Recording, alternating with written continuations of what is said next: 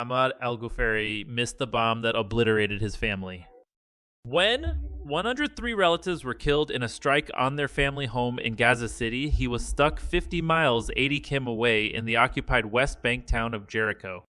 Ahmad had been working on a Tel Aviv construction site when Hamas attacked Israel on 7 October. Unable to return to his wife and 3 young daughters because of the war that followed and Israel's military blockade. He spoke to them at the same time every day when the phone connections allowed and was on the phone to his wife, Shireen, as the attack happened on the evening of 8 December.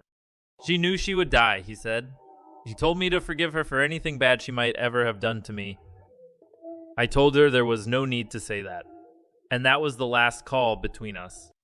A large bomb attack on his uncle's house that evening killed his wife and his 3 young daughters, Tala, Lana, and Najla. It also killed Ahmad's mother, 4 of his brothers and their families, as well as dozens of his aunts, uncles, and cousins. More than 100 dead in all. Over 2 months on, some of their bodies are still trapped under the rubble. Last week, he marked his youngest daughter's birthday. Najla would have turned 2. Ahmad is still trying to grasp the loss. Unable to hold his children's bodies or be at their hurried burials, he still speaks of them in the present tense, his face motionless beneath the rolling tears. My daughters are little birds to me, he said. I feel like I'm in a dream. I still can't believe what's happened to us. He has removed pictures of the girls from his phone and laptop screens so as not to be ambushed by them. He has been left to piece together the story of what happened from the accounts of a few surviving relatives and neighbors. They told him that a missile had first struck the entrance to his family's house. They hurried out and went to my uncle's house nearby. He said, 15 minutes later, a fighter jet hit that house. The 4-story building where the family was killed sat around the corner from the Sahaba Medical Center in Gaza City's Zayatun neighborhood. It is now a mound of splintered concrete, the rubble shot through with bright dots of color, a green plastic cup, shreds of dusty clothing. The crumpled frame of a silver car, its windscreen twisted into a grimace, sits nearby under overhanging concrete rocks. One of Ahmad's surviving relatives, Ahmad al-Ghuferi, told the BBC that when the strikes began, those who ran away up the hill survived, and those who sheltered in the house were killed. It was a fire belt, he said. There were strikes on the 4 houses next to ours. They were hitting a house every 10 minutes.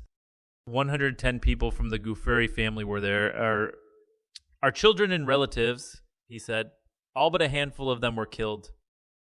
Survivors say the oldest victim was a 98-year-old grandmother. The youngest, a b-boy born just 9 days earlier. Another relative, a cousin who is also called Ahmad, described 2 big explosions from an airstrike. There was no advance warning, he said. If some people hadn't already left this area, I think hundreds would have been killed.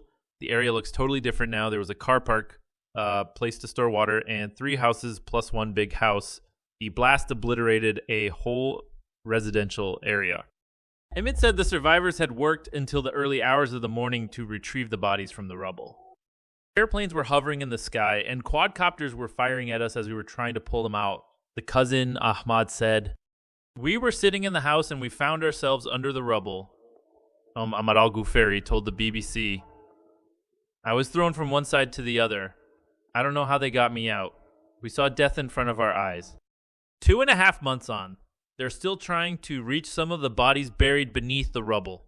The family have collected money to hire a small digger to chip away at the debris. "We retrieved 4 bodies today," Ahmed told the BBC, including my brother's wife and my nephew Mohammed, who was pulled out in pieces. They had been under the rubble for 75 days. Their temporary graves lie in a piece of empty land nearby, marked by sticks and plastic sheeting. Ahmad, stuck in Jericho, has not visited them. "What did I do to be deprived of my mom, my wife, my children, and my brothers?" he asked. They were all civilians. We asked the Israeli army about the family's allegations that it was targeted by airstrikes. In response, the army said it was not aware of the strike in question and that the Israel Defense Forces IDF took feasible precautions to mitigate civilian harm in its war with Hamas. There was intense fighting between Israeli forces and Hamas gunmen in the area of Shejaya.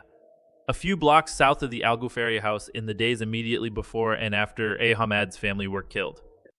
In a daily update on 9 December, the army said that it had identified a number of terrorists armed with anti-tank missiles approaching troops in Shijaya and called in a helicopter strike on them. It also said fighter jets had been striking terror targets in the Gaza Strip as ground operations continued. The area of Zitoun, where the family house once stood, is now the focus of fresh operations by the IDF. Stuck in Jericho with his father. Another construction worker trapped in the West Bank, Ahmad still sometimes calls his surviving relatives in Gaza. But after months of being trapped outside his beloved home and desperate to return, he is no longer sure if he will ever go back. My dream was shattered in Gaza, he said. Who should I go back for? Who will call me dad? Who will call me darling? My wife used to tell me I was all her life. Who will tell me that now?